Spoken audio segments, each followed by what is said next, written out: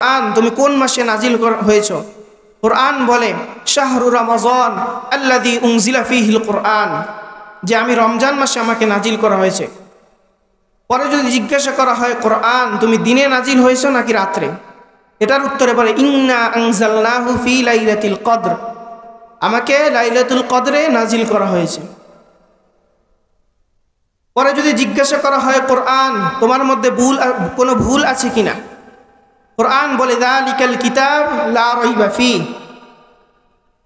পরে যদি জিজ্ঞাসা করা হয় কোরআন তোমার নকল সম্ভব কিনা, তোমাকে কেউ নকল করবে, এটা করতে পারবে কিনা, কোরআন বলে ওয়া ইন কুনতুম ফী রাইবিম মিম্মা নাযালনা আলা আবদিনা ফাতু বিসূরাতিম মিন মিসলিহি। আল্লাহ পাক রব্বুল আলামিন বলে কাফেরদেরকে উদ্দেশ্য করে যে আমি যা নাজিল করেছি এর মধ্যে যদি তোমাদের কোনো সন্দেহ থাকে তাহলে তোমরা তোমাদের শরীকদেরকে নিয়ে দুনিয়ার সমস্ত জ্ঞানী বিজ্ঞানী সকলকে মিলিয়ে এর মতো একটা কোরআন এনে দেখাও। যদি তোমরা সত্যবাদী হয়ে থাকো তাহলে তোমরা একটা কোরআন এনে দেখাও। পরে যদি জিজ্ঞাসা করা হয় কোরআন তোমার ওজন কত, কোরআন বলে লাউ আনজালনা হাযাল কুরআন আলা জাবালিন লারাআইতাহু খাশিআম মুতাসাদ্দিআম মিন খাশিয়াতিল্লাহ। আলাইকুম ওয়া রাহমাতুল্লাহি ওয়া বারাকাতুহু।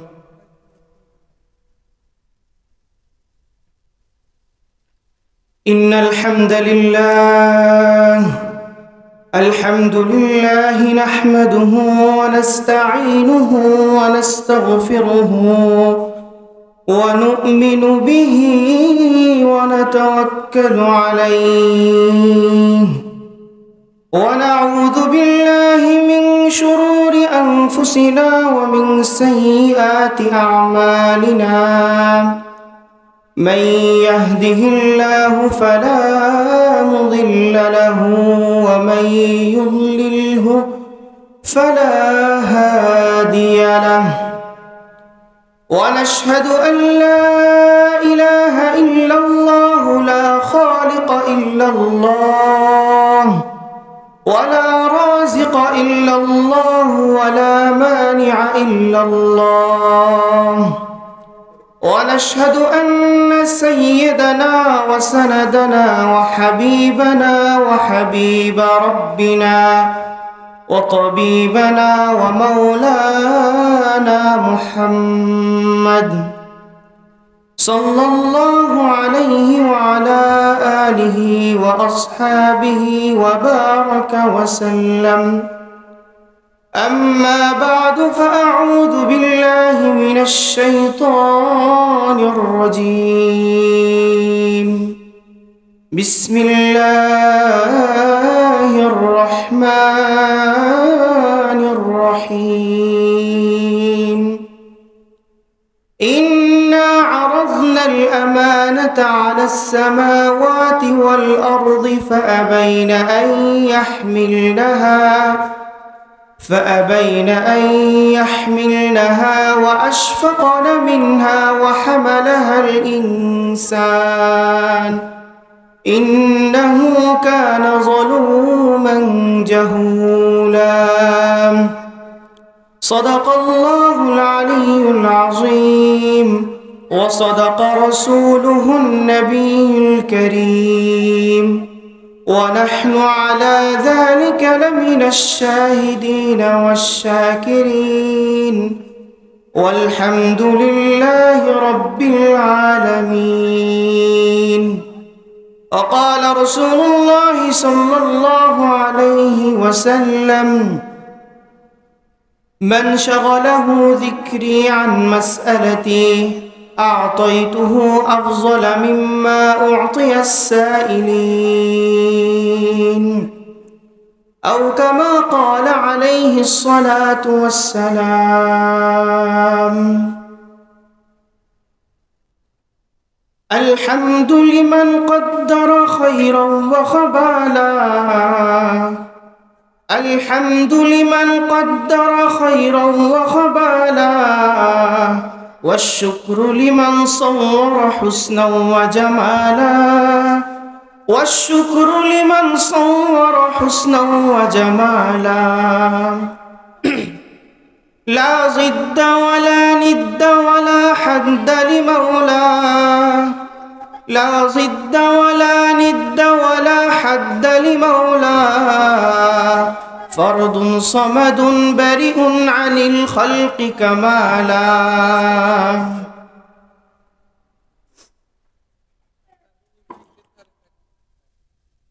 দারুল কোরআন নুরানি ও হাফিজি মাদ্রাসার উদ্যোগে আয়োজিত একদিন ব্যাপী বার্ষিক ওয়াজ ও দোয়া মাহফিলের সম্মানিত সভাপতি ও আয়োজক বৃন্দ, উপস্থিত মুরব্বিয়ান এজম ও যুবক ভাইরা,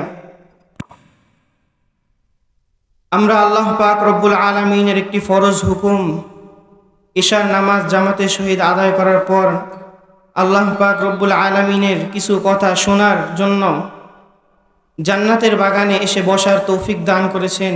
এই জন্য আমরা শুকরিয়া আদায়ের ক্ষেত্রে বলি আলহামদুলিল্লাহ। সময় সংক্ষিপ্ততার কারণে আমি ভূমিকার দিকে না গিয়ে মূল আলোচনার দিকে যাচ্ছি। তো আজকের আমার আলোচনার বিষয় হলো কোরআনুল কারীম, কোরআনুল কারীমের ফজিলত, কোরআনওয়ালার ফজিলত নিয়ে। যে এই পৃথিবীকে যদি জিজ্ঞাসা করা হয়, পৃথিবী তুমি এত স্থিতিশীল কেন, তোমার নিয়ম কানুন এত পরিপাটি কেন, পৃথিবী উত্তর দিবে যে আমার স্থিতিশীল হওয়ার কোনো কারণ নাই, রব্বুল আলামিন আমাকে স্থিতিশীল করেছেন, এই কারণেই আমি এত পরিপাটি।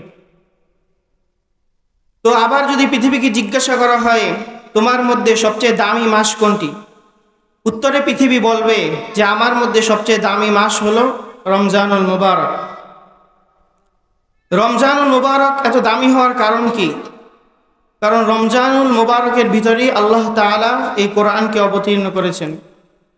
কোরআনে কারীমের মধ্যে আল্লাহ তাআলা বলেন শাহরু রমাযান আল্লাযী উনজিলা ফীহিল কুরআন, যে এই রমজান মাসের মধ্যে আমি কোরআন পাক নাজিল করেছি।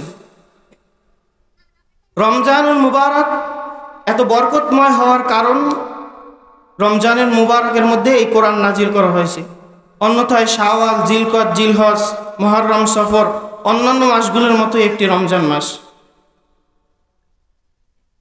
তো এই কোরআনুল কারীম নাজিল করার উদ্দেশ্য হলো যে মানুষের নিজের জীবন, পারিবারিক জীবন, সামাজিক জীবন, রাষ্ট্রীয় জীবন, আগে যেভাবে আমাদের জীবন গতানুগতিকভাবে চলেছে এখনও কি চলবে, নাকি এই জীবনকে শুদ্ধ করার, এই জীবন থেকে সব দুশ্চিন্তা মুক্ত করার কোনো ফর্মুলা উপাদান আছে কিনা? অবশ্যই আছে। এই কোরআনুল কারীমের মধ্যে আল্লাহ পাক রব্বুল আলামিন মানুষকে চলার সব ফর্মুলাই বলে দিয়েছেন। তো আমি আলোচনার ক্ষেত্রে কয়েকটি ভাগ করে নিয়েছি। প্রথমত আমি আলোচনা করব কোরআনুল কারীমের নাম নিয়ে। মুফাসসিরিন ইকরাম কোরআনুল কারীমের অসংখ্য নাম বর্ণনা করেছেন, তার মধ্যে উল্লেখযোগ্য হচ্ছে 4টি বা 5টি। 1 নম্বর, কোরআনুল কারীমের নাম হচ্ছে আল কোরআন। কোরআনুল কারীমের নাম কোরআন হওয়ার কারণ হলো কোরআন এটা করনুন শব্দ থেকে, করনুন মানে মিলা বা মিলানো।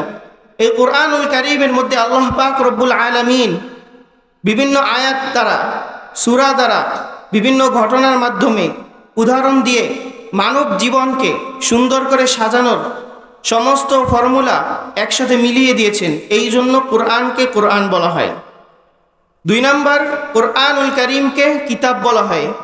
যেমন কোরআনুল কারীম পড়ার শুরুতেই আমরা দেখি সূরা বাকারার শুরুতে লেখা যালিকাল কিতাব লা রাইবা ফীহি, এই কিতাব যার মধ্যে কোনো সন্দেহ নাই। প্রথমত হলো আল কোরআন, দ্বিতীয়ত আল কিতাব। 3 নম্বর, কোরআনুল কারীমের আরেকটি নাম হলো আল ফুরকান। কোরআনুল কারীমকে আল্লাহ পাক রব্বুল আলামিন নাজিল করেছেন আল ফারিক বাইনাল হক্কি ওয়াল বাতিল। এই কোরআনুল কারীম আপনাকে দেখায় দিবে কোনটা সত্য কোনটা মিথ্যা। এই কোরআনুল কারীম আপনাকে দেখায় দিবে কোনটা জুলুম কোনটা ইনসাফ। এই কোরআনুল কারীম আপনাকে দেখায় দিবে কোনটা সিরাতে মুস্তাকিম কোনটা সিরাতে মুস্তাকিম না। এই কোরআনুল কারীম আপনাকে দেখায় দিবে কোনটা সত্য কোনটা মিথ্যা। এই জন্য কোরআনকে ফুরকান বলা হয়। 4 নম্বর, কোরআনুল কারীমকে বলা হয় যিকর। ওয়ালাকাদ ইয়াসসারনাল কুরআনা লিযিকরি ফাহাল মিন মুদ্দাকির, যে আমি এই কোরআনকে সহজ করেছি, উপদেশ গ্রহণ করার জন্য। যিকরুন মানে উপদেশ, যাতে দুনিয়ার সকল মানুষ কোরআন থেকে উপদেশ গ্রহণ করতে পারে, এই জন্য কোরআনকে সহজ করা হয়েছে। এই জন্য আল্লাহ পাক রব্বুল আলামিন কোরআনুল কারীমের মধ্যে বলেন, ওয়ালাকাদ ইয়াসসারনাল কুরআনা লিযিকরি ফাহাল মিন মুদ্দাকির, যে আমি বান্দা এই কোরআনকে সহজ করে নাজিল করেছি যাতে তোমরা উপদেশ গ্রহণ করতে পারো। তো কোরআনুল কারীমের আমি 4টি নাম বললাম। 1 নম্বর বললাম আল কোরআন, 2 নম্বর আল কিতাব, 3 নম্বর আল ফুরকান, 4 নম্বর আল যিকর। দ্বিতীয়ত, কোরআনুল কারীম কোথা থেকে আসলো? কোরআনুল কারীমের পূর্বে কোনো কিতাব ছিল কিনা? আল্লাহ পাক রব্বুল আলামিন পৃথিবীর শুরু লগ্ন থেকে মুহাম্মদুর রাসূলুল্লাহ সাল্লাল্লাহু আলাইহি ওয়াসাল্লাম পর্যন্ত আসমানি কিতাব মোট 104খানা অবতীর্ণ করেছেন। তার মধ্যে 100 হলো ছোট কিতাব সহিফা নামে যাকে আমরা চিনি, আর 4খানা হলো বড় কিতাব। প্রথমত আদম আলাইহিস সালাতু ওয়াস সালামের উপরে আল্লাহ পাক রব্বুল আলামিন সহিফা নাজিল করেছেন 10খানা। আদম আলাইহিস সালাতু ওয়াস সালাম এই 10খানা সহিফার মাধ্যমে তার নিজের জীবন, তার উম্মতদেরকে পরিচালনা করেছেন। তার পরবর্তীতে হযরত শীশ আলাইহিস সালাতু ওয়াস সালামের উপরে সহিফা নাজিল করেছেন 50খানা। শীশ আলাইহিস সালাতু ওয়াস সালাম তার শরীয়তকে, তার উম্মতকে আল্লাহ পাক রব্বুল আলামিনের পথে পরিচালনা করেছেন এই 50খানা সহিফার মাধ্যমে। পরবর্তীতে হযরত ইদ্রিস আলাইহিস সালাতু ওয়াস সালামের উপরে নাজিল করা হয়েছে 30খানা। এই 30খানা সহিফার মাধ্যমে হযরত ইদ্রিস আলাইহিস সালাতু ওয়াস সালাম তার উম্মতদেরকে আল্লাহ পাক রব্বুল আলামিনের পথ দেখাইছে। তারপরে ইব্রাহিম খলিলুল্লাহ, তার উপরে নাজিল করা হয়েছে 10খানা। তো প্রথমে আদম আলাইহিস সালাতু ওয়াস সালামের উপরে 10খানা, তারপরে শীশ আলাইহিস সালাতু ওয়াস সালামের উপরে 50খানা, এই হলো 60। পরে ইদ্রিস আলাইহিস সালাতু ওয়াস সালামের উপরে 30, এ হলো 90। পরে ইব্রাহিম আলাইহিস সালাতু ওয়াস সালামের উপরে 10খানা। এই 100 সহিফা, এগুলো হলো ছোট ছোট সহিফা। পরবর্তীতে বড় কিতাবের মধ্যে সর্বপ্রথম বড় কিতাব নাজিল করা হয়েছে মুসা আলাইহিস সালাতু ওয়াস সালামের উপরে, তাওরাত কিতাব নাজিল করা হয়েছে। তাওরাত কিতাবের মধ্যে সূরা হলো 1000, আর আমাদের কোরআন শরীফের মধ্যে সূরা হলো 114টা। তাওরাত কিতাবের প্রত্যেকটা সূরায় 1000 আয়াত রয়েছে। আর কোরআনুল কারীমের মধ্যে সূরা ইখলাস, সূরা নাস 3-4টা করে আয়াত। তাওরাত কিতাবের থেকে কোরআনুল কারীম অনেক ছোট হিসাবে, কিন্তু কোরআনের মর্যাদা তাওরাত থেকে বড়, এটা একটু পরে আমি স্পষ্ট করে বলতেছি। পরে বড় কিতাবের মধ্যে থেকে সর্বপ্রথম বড় কিতাব নাজিল করা হয়েছে হযরত মুসা আলাইহিস সালাতু ওয়াস সালামের উপরে তাওরাত। পরে দাউদ আলাইহিস সালাতু ওয়াস সালামের উপর নাজিল করা হয়েছে জবুর। পরে ঈসা আলাইহিস সালাতু ওয়াস সালামের উপরে নাজিল করা হয়েছে ইনজিল।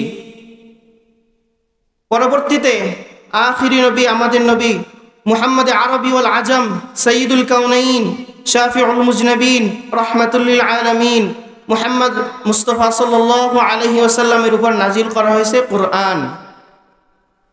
এতগুলো লিস্টই আমার বলার কারণ কি? এই কোরআনকে নাজিল করার পরে হুজুর সাল্লাল্লাহু আলাইহি ওয়াসাল্লাম একদিন সাহাবাদেরকে বলে, ইয়া আসহাবি ইন্না হাযাল কোরআন জুমিআত ফীহি আলা সাইরিল কুতুবি কামা রুফিয়া আলা সাইরিল আম্বিয়াই আলা নবিয়িনা আলাইহিস সালাতু ওয়াস সালাম। বলেছে, ইয়া আসহাবি, হে আমাদের সাহাবা, ইন্না হাযাল কোরআন, নিশ্চয় এই কোরআন, জুমিআত ফীহি উলুমি সাইরিল কুতুবি কামা রুফিয়া আলা সাইরিল আম্বিয়া আলা নবিয়িনা আলাইহিস সালাতু ওয়াস সালাম, যে এই কোরআনের মধ্যে আল্লাহ পাক রব্বুল আলামিন পূর্ববর্তী আদম আলাইহিস সালাতু ওয়াস সালাম থেকে নিয়ে এই পর্যন্ত যত ইলম, যত সহিফা নাজিল করেছে, তাওরাত, জবুর, ইনজিল থেকে শুরু করে সবগুলোর ইলম আল্লাহ পাক রব্বুল আলামিন এই কোরআনের মধ্যে জমা করে দিয়েছেন। এই জন্য আমার এত বড় লিস্ট বলার কারণ, যে এতগুলো কিতাবের ইলম আল্লাহ পাক রব্বুল আলামিন আমাদের কোরআনের মধ্যে জমা করে দিয়েছেন। আর এই কোরআনুল কারীমের সমস্ত ইলম সূরা ফাতিহার মধ্যে জমা করে দিয়েছেন। এই জন্য সূরাতুল ফাতিহাকে উম্মুল কোরআনও বলা হয়। আমরা প্রতিদিন 5 ওয়াক্ত নামাজে প্রতি রাকাতে সূরা ফাতিহা পড়ি। ফরজ নামাজে তো প্রথম 2 রাকাতে অন্য সূরা মিলান হয়, কিন্তু দ্বিতীয় 2 রাকাতে তো মিলানো হয় না, সূরা ফাতিহা তো পড়া হয়। কারণ এই সূরা ফাতিহার মধ্যে আল্লাহ পাক রব্বুল আলামিন পুরা কোরআনের ইলম দান করেছেন। আর পুরা কোরআনের মধ্যে আল্লাহ পাক রব্বুল আলামিন পূর্ববর্তী সমস্ত কিতাবের ইলম দান করেছেন। এর দ্বারা বোঝা যায় কি, যে দুনিয়াতে আল্লাহ পাক রব্বুল আলামিন যত ইলম দান করেছেন সবগুলো সূরা ফাতিহার মধ্যে জমা করে দিয়েছেন। আর এই সূরা ফাতিহার মধ্যে যত ইলম সব বিসমিল্লাহর মধ্যে দান করে দিয়েছেন। এই কারণে হুজুর সাল্লাল্লাহু আলাইহি ওয়াসাল্লাম বলেছেন, কুল্লু আমরিন যিবালিন লাম ইউবদা বিবিসমিল্লাহি ফাহুয়া আকতা ফাহুয়া আবতার। যেই কাজ বিসমিল্লাহ দ্বারা শুরু করা হয় না ওই কাজের মধ্যে বরকত হয় না। এই কারণে বান্দা, তোমার কাজ যখন তুমি করবা, তুমি খানা খাবা, গাড়ি ড্রাইভিং শুরু করবা, দোকানের ব্যবসা শুরু করবা, সব যেন বিসমিল্লাহ দ্বারা হয়। কারণ বিসমিল্লাহর মধ্যে আল্লাহ পাক রব্বুল আলামিন দুনিয়ার সমস্ত ইলম জমা করে দিয়েছেন। তো আরেকটা দেখার বিষয়, কোরআনের শুরুর অক্ষর বিসমিল্লাহ দ্বারা শুরু হয়েছে, বিসমিল্লাহির রহমানির রহিম আলহামদুলিল্লাহি রাব্বিল আলামিন। প্রথম অক্ষর শুরু হয়েছে বা দ্বারা, আর শেষের অক্ষর মিনাল জিন্নাতি ওয়ান নাস সিন দ্বারা। বাস মানে যথেষ্ট। তো আল্লাহ পাক রব্বুল আলামিন এর দ্বারা বুঝাতে চেয়েছে যে বান্দা, দুনিয়াতে চলার পথে তোমার যত কিছুর প্রয়োজন, তোমার যা যা দরকার এই কোরআনে কারিমের মধ্যে সব কিছু বাস আমি যথেষ্ট করে দিয়েছি। এই কোরআনুল কারিম তুমি পড়বা, এর দ্বারা উপদেশ গ্রহণ করবা, আর কোনো কিছুর দরকার নেই তোমার। এই কোরআনুল কারিমের মধ্যেই সব কিছু যথেষ্ট। এটা বোঝানোর জন্য কোরআনুল কারিমের শুরুর অক্ষর বা, আর মিনাল জিন্নাতি ওয়ান নাস শেষের অক্ষর সিন, মানে বাস যথেষ্ট। তো শুরুতে আমি আলোচনা করেছি কোরআনুল কারিমের নাম নিয়ে, পরে কোরআনুল কারিমের সংক্ষিপ্ত ইতিহাস। এখন আসি কোরআনুল কারিমের বৈশিষ্ট্য কি। যে পৃথিবীতে শুরু থেকে নিয়ে আজ পর্যন্ত যত লেখক যত বই লিখেছেন, বইয়ের শুরুতে একটা ভূমিকা থাকে না? ভূমিকায় লেখা থাকে প্রথম লেখকের কিছু কথা, কি কারণে বই লিখেছেন। পরে লেখা থাকে কি, যে বইয়ের মধ্যে যদি কোনো ভুল ত্রুটি থাকে তাহলে আমাকে অবগত করবেন। তো দেখা যায় প্রথম সংস্করণ, দ্বিতীয় সংস্করণ, তৃতীয় সংস্করণ, 2023, 24, 25 সংস্করণ, তারপরও এই কথাটা লেখা থাকে যে বইয়ের মধ্যে যদি কোনো ভুল থাকে তাহলে আমাকে অবগত করবেন।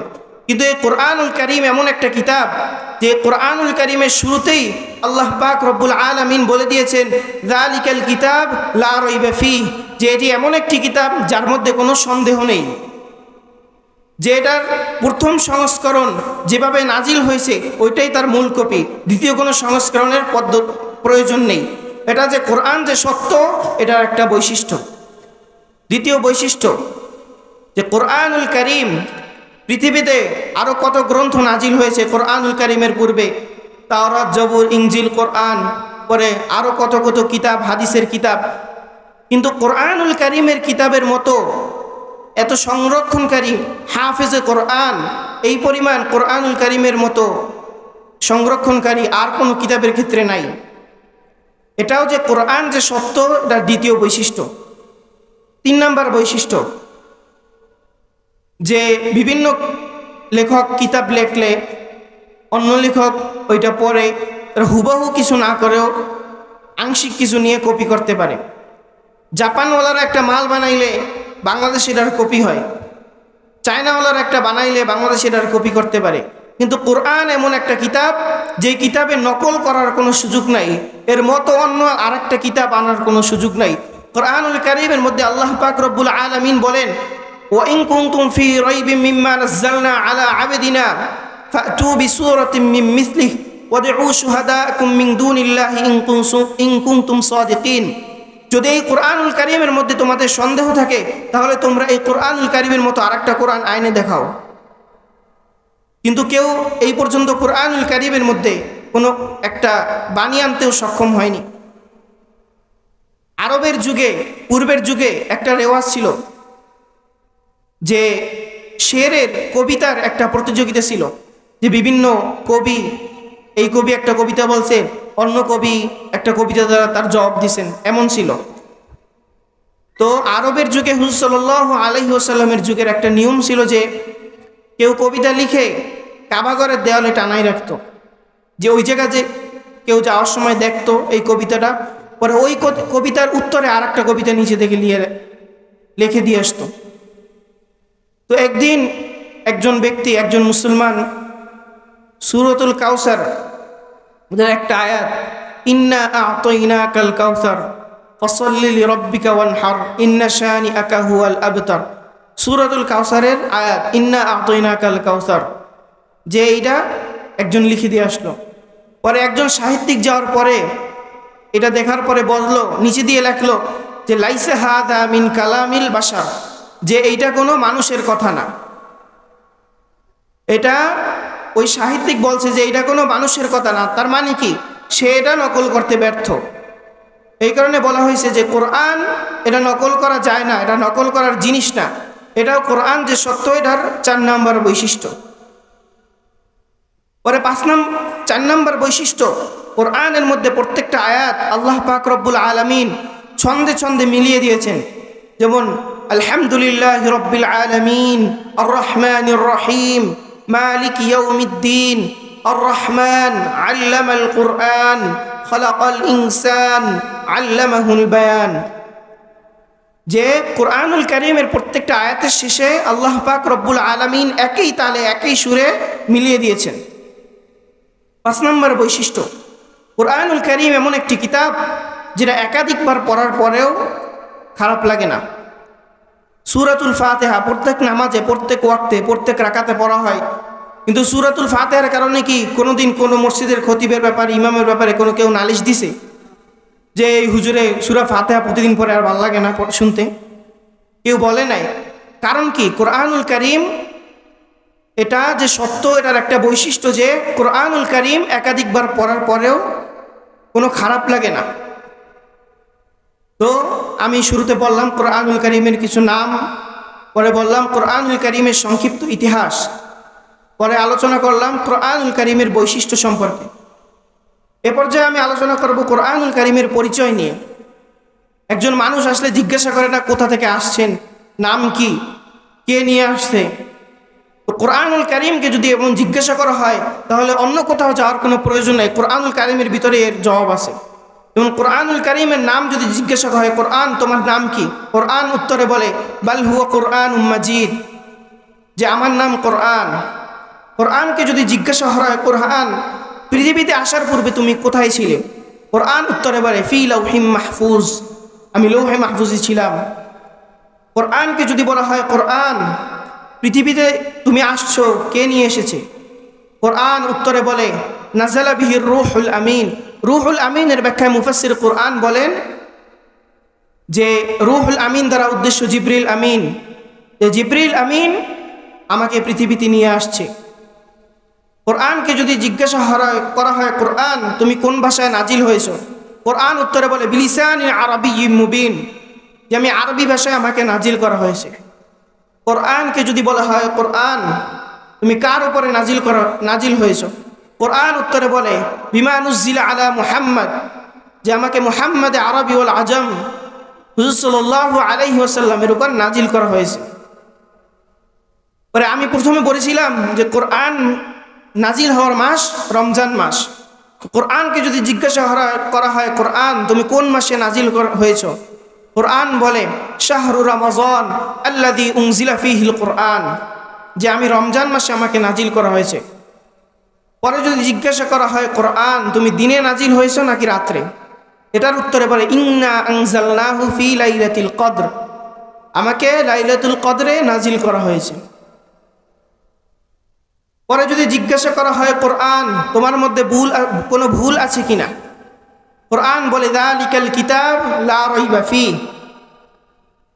পরে যদি জিজ্ঞাসা করা হয় কোরআন তোমার নকল সম্ভব কিনা, তোমাকে কেউ নকল করবে, এটা করতে পারবে কিনা, কোরআন বলে ওয়া ইন কুনতুম ফী রাইবিম মিম্মা নাযালনা আলা আবদিনা ফাতু বিসূরাতিম মিন মিসলিহি। আল্লাহ পাক রব্বুল আলামিন বলে কাফেরদেরকে উদ্দেশ্য করে যে আমি যা নাজিল করেছি এর মধ্যে যদি তোমাদের কোনো সন্দেহ থাকে তাহলে তোমরা তোমাদের শরীকদেরকে নিয়ে দুনিয়ার সমস্ত জ্ঞানী বিজ্ঞানী সকলকে মিলিয়ে এর মতো একটা কোরআন এনে দেখাও। যদি তোমরা সত্যবাদী হয়ে থাকো তাহলে তোমরা একটা কোরআন এনে দেখাও। পরে যদি জিজ্ঞাসা করা হয় কোরআন তোমার ওজন কত, কোরআন বলে লাউ আনজালনা হাযাল কুরআন আলা জাবালিন লারাআইতাহু খাশিআম মুতাসাদ্দিআম মিন খাশিয়াতিল্লাহ, যে আমি যদি আল্লাহ পাক রব্বুল আলামিন বলেন আমি যদি এই কোরআনকে লাউ আনজালনা হাযাল কুরআন আমি যদি এই কোরআনকে নাজিল করতাম আলা জাবালিন পাহাড়ের উপর লারাআইতাহু খাশিআম মুতাসাদ্দিআম মিন খাশিয়াতিল্লাহ, তাহলে হুজুর সাল্লাল্লাহু আলাইহি সাল্লামকে বলতেছে তাহলে তুমি দেখতে যে পাহাড় বিনীত হয়ে বিদীর্ণ হয়ে গিয়েছে এই কোরআনের ওজনে। কিন্তু আল্লাহ পাক রব্বুল আলামিন এই কোরআনকে মানুষের উপরে নাজিল করেছেন। তো কোরআন এটা এমন একটা জিনিস যে কোরআনের মধ্যে আল্লাহ পাক রব্বুল আলামিন আমাদের ইহকাল পরকাল উভয় কালের পাথেয় রেখেছেন। বাস্তব জীবনে চলার ক্ষেত্রে যত সমস্যা এগুলাও কোরআনুল কারীমের মধ্যে সমাধান রয়েছে। অসুস্থতার ক্ষেত্রেও কোরআনুল কারীমের মধ্যে সমাধান রয়েছে। কোরআনুল কারীমের মধ্যে আল্লাহ পাক রব্বুল আলামিন বলেন লাউ আন ওয়া নুনাজ্জিলু মিনাল কুরআনি মা হুয়া শিফাউ ওয়া রাহমাতুল লিল মুমিনিন, যে কোরআনুল কারীমকে আমি অবতীর্ণ করেছি শিফা রোগ নিরাময়কারী হিসাবে, ওয়া রাহমাতুল লিল মুমিনিন এবং মুমিনদের জন্য রহমত। এখানে রহমত দ্বারা উদ্দেশ্য হচ্ছে তৌফিকুদ দুআ, কোরআনুল কারীমের শিক্ষার আল্লাহ পাক রব্বুল আলামিন এর পক্ষ থেকে তৌফিক লাভ করা। যে কোরআনুল কারীমকে আল্লাহ পাক রব্বুল আলামিন শিফা রোগ নিরাময়কারী বানিয়েছেন, এটা ইহকালের ক্ষেত্রেও হতে পারে পরকালের ক্ষেত্রেও হতে পারে। যেমন কোরআনুল কারীমের মধ্যে একটা সূরা আছে যে এই সূরার ব্যাপারে হুজুর সাল্লাল্লাহু আলাইহি ওয়াসাল্লাম বলেছেন যে এই সূরাটা যদি কেউ নিয়মিত তেলাওয়াত করে, যদি কেউ তার স্ত্রী সন্তান পরিবারকে সকলকে তেলাওয়াত করতে উদ্বুদ্ধ করে, সকলকে শিক্ষা দেয়, তার স্ত্রী সন্তান ছেলে মেয়ে যারা আছে সকলকে তেলাওয়াতের প্রতি উদ্বুদ্ধ করে, তাহলে এই সূরার মাধ্যমে হাদ্দানাল্লাহু আলাইহি সাকারাতুল মাউত, আল্লাহ রাসূল সাল্লাল্লাহু আলাইহি ওয়াসাল্লাম বলেন যে মৃত্যু যন্ত্রণা কমে যাবে। তাফসীর ইবনে কাসিরের মধ্যে আছে যে হাদ্দানাল্লাহু আলাইহি সাকারাতুল মাউত, যে এই সূরা তেলাওয়াতের মাধ্যমে মৃত্যু যন্ত্রণা কমে যাবে। আর দ্বিতীয় আরেকটা বৈশিষ্ট্য হলো এই সূরা যদি কেউ নিয়মিত তেলাওয়াত করে তাহলে মানুষ তাকে কেউ হিংসা করবে না। বর্তমানে এই হিংসাটাই তো বড় সমস্যা, হিংসার কারণেই যত সমস্যা। এর ভালো কাজ দেখতে পারে না, এ ওইটা করছে আমি করতে পারি নাই, কেমনে নিচে নামাইবে। বাংলাদেশের একটা জাতীয় খেলা আছে কি জানেন? হাডুডু খেলা। এটার মাধ্যমে বুঝায় হাডুডু খেলায় কি করে, যে ওই গোলে যাওয়ার পরে চাপে ধরে যাতে ওই পাশে না যাইতে পারে। এই বাংলাদেশের জাতীয় খেলা দ্বারাই বোঝা যায় যে বাঙালি কেউ কারো ভালো দেখতে পারে না, কেউ উপরে উঠলে কেমনে তারা নিচে নামাইবে এই চিন্তাই থাকে সবসময়। এই কারণে এটা হয় কি কারণে? হিংসার কারণে। তো এই সূরা যদি কেউ নিয়মিত তেলাওয়াত করে তাহলে কেউ তাকে হিংসা করবে না, এবং হুজুর সাল্লাল্লাহু আলাইহি ওয়াসাল্লামের বাণী যে তার মৃত্যু যন্ত্রণা কমে যাবে। সূরাটি হলো সূরা ইউসুফ। সূরা ইউসুফ যদি কেউ নিয়মিত তেলাওয়াত করে তাহলে এই দুইটা উপকার রয়েছে। সূরা ইউসুফ এটি নাজিল হয়েছে ইউসুফ আলাইহিস সালাতু ওয়াস সালাম। ইউসুফ একজন পয়গম্বরের নাম, আমরা তো নাম শুনেছি না। ইউসুফ নবীর কিছু বৈশিষ্ট্য আছে যা অন্য কোনো নবীর নাই। যেমন কোরআনুল কারীমের মধ্যে সূরা ইউসুফ একমাত্র সূরা যে এখানে একটা ইতিহাস, একজন মানুষের জীবনী একবারে শুরু থেকে নিয়ে শেষ পর্যন্ত আলোচনা করা হয়েছে। একটা কথা মনে রাখবেন যে কোরআনুল কারীম এটা কোনো ইতিহাসের কিতাব না। কোরআনুল কারীম এটার মধ্যে আপনার যতটুকু দরকার ইতিহাসের থেকে শিক্ষা নেওয়া, ইবরত। ইতিহাসের থেকে শিক্ষা হলো দুইটি, যে ইতিহাসের শিক্ষা হলো অতীত থেকে নেওয়া, যে অতীতে কার অতীত থেকে পাথেয় গ্রহণ করা আর ভবিষ্যতের পরিকল্পনা করা। যে অতীতে নমরুদ কেন ধ্বংস হইল, মুসা আলাইহিস সালাতু ওয়াস সালাম কেন দামি হইল, সাদ্দাত কেন ধ্বংস হইল, কওমে লূত, কওমে সালেহ, কওমে আদ, কওমে শুআইব, কওমে লূত এরা কেন ধ্বংস হইল, ইউসুফ আলাইহিস সালাতু ওয়াস সালাম, মুহাম্মদ সাল্লাল্লাহু আলাইহিস সালাতু ওয়াস সালাম এরা কেন দামি হইল, এইটা বুঝানো। যে ইতিহাসকে আয়না বলা হয়, যে একটা জাতির আয়না হলো ইতিহাস। যে ইতিহাস এটা কোনো গল্প কাহিনী শোনার নাম না, যে মজা লাগছে শুনছি বাস এতটুকু, এটার নাম ইতিহাস না। ইতিহাস থেকে, অতীত থেকে সে পাথেও নেবে, ভবিষ্যতের জন্য পরিকল্পনা করবে। তা আমি বলতেছিলাম যে ইউসুফ আলাইহিস সালাতু ওয়াস সালামের বৈশিষ্ট্যের মধ্যে অন্যতম বৈশিষ্ট্য হলো যে তার জীবনী আল্লাহ পাক রব্বুল আলামিনে এই কোরআনুল কারীমের মধ্যে পূর্ণ জীবনী দিয়েছেন। তার কারণ হলো যে ইউসুফ আলাইহিস সালাতু ওয়াস সালামের জীবনের শুরু থেকে শেষ পর্যন্ত পুরাটাই একজন মুমিন ইমানদারের জন্য, একজন যুবকের জন্য আদর্শ। আরেকটা হলো হুজুর সাল্লাল্লাহু আলাইহি ওয়াসাল্লামকে জিজ্ঞাসা করা হয়েছিল যে আইয়ুন নাসি আকরাম। হুজুর সাল্লাল্লাহু আলাইহি ওয়াসাল্লাম উত্তরে বলেছিলেন ইউসুফ। কারণ ইউসুফ আলাইহিস সালাতু ওয়াস সালামের এমন একটা বৈশিষ্ট্য আছে যেটা অন্য কোনো নবীর নাই। যে ইউসুফ আলাইহিস সালাতু ওয়াস সালাম সহ তার তিনি সহ তার পূর্ববর্তী তিন পুরুষ সকলেই নবী। এই কারণে হুজুর সাল্লাল্লাহু আলাইহি ওয়াসাল্লাম যখন বলতো ইউসুফ আলাইহিস সালাতু ওয়াস সালামের নাম আসতো, তখন বলতো আল করিম ইবনুল করিম ইবনুল করিম ইবনুল করিম। ব্যাখ্যায় বলতো নবিউল্লাহ ইবনু নবিয়িল্লাহ ইবনু নবিয়িল্লাহ ইবনু খলিলুল্লাহ। যে ইউসুফ আলাইহিস সালাতু ওয়াস সালাম নবী, তার পিতা ইয়াকুব আলাইহিস সালাতু ওয়াস সালাম নবী, তার পিতা ইসহাক আলাইহিস সালাতু ওয়াস সালাম নবী, তার পিতা ইব্রাহিম খলিলুল্লাহ তিনিও সরাসরি আল্লাহ পাক রব্বুল আলামিনের নবী।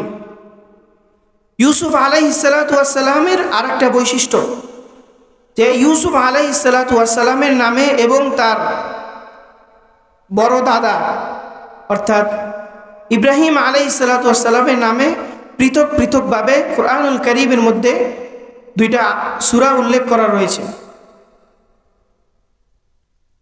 তো আমরা কোরআনুল কারীমের মধ্যে শুরুতে কোরআনুল কারীমের নাম নিয়ে আলোচনা করেছি, পরে কোরআনুল কারীমের ইতিহাস, বৈশিষ্ট্য, কোরআনুল কারীমের ফজিলত, কোরআনুল কারীমের পরিচয় নিয়ে আলোচনা করেছি। তো সব কথার মূল কথা হলো কোরআনুল কারীম বেশি বেশি তেলাওয়াত করা। সামনে রমজান মাস আসতেছে, কোরআনুল কারীম তেলাওয়াত করা, বেশি বেশি জিকির করা। যে হুজুর সাল্লাল্লাহু আলাইহি ওয়াসাল্লাম বলেছেন মান শাগালাহু যিকরি আন মাসআলাতি আতাইতুহু আফযালা মিম্মা উতিয়াস সাইলিন। যেই ব্যক্তি আল্লাহ পাক রব্বুল আলামিনের বেশি বেশি জিকির করে, যদিও সে আল্লাহ পাক রব্বুল আলামিনের কাছে না চাইতে পারে জিকির করার কারণে, তা আল্লাহ পাক রব্বুল আলামিন যে চায়ে যে নিচে আল্লাহ পাক রব্বুল আলামিন তার চেয়ে বেশি তাকে দান করবেন। তো সামনে রমজান মাস আসতেছে, আমরা রমজান মাসের কদর করব, কোরআন কারীম বেশি বেশি তেলাওয়াত করব, তারাবিতে কোরআনুল কারীমের তেলাওয়াত শুনব। আল্লাহ পাক রব্বুল আলামিন আমাদের সকলকে আমল করার তৌফিক দান করুন। ওয়া আখির দাওয়ানা